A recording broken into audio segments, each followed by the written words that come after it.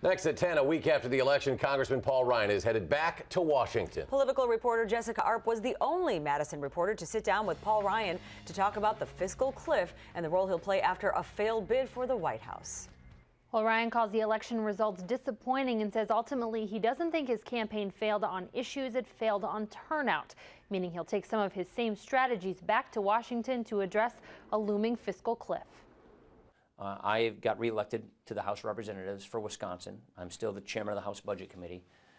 What that tells me is we're going to have to find a way of finding common ground to prevent this fiscal cliff from happening, to prevent a debt crisis from taking down this country and its economy.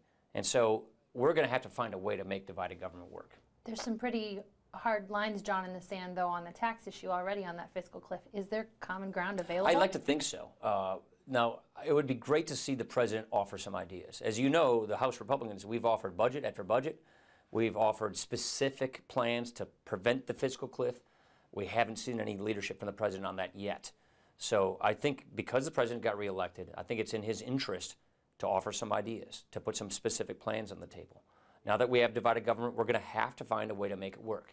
And what we want to focus on is economic growth. We want to make sure that we don't do things that will jeopardize growing the economy and getting people back to work.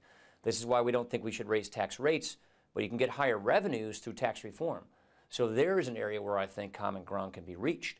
But if the goal here is to keep raising tax rates, then that puts our successful small businesses, which is where most of our jobs come from, out of business. We don't want to do that. But his argument is people voted for him because they believe tax rates should be raised. Do you disagree? I don't know if I agree with that because we have divided government.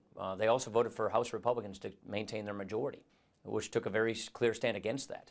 And so we know that you need to get revenues and spending under control. And the focus ought to be on economic growth. So we're just going to have to find a way of getting to common ground. And so I think we need to keep room open for a compromise, for negotiation, to make sure that bad things don't happen just in a month or two with the economy.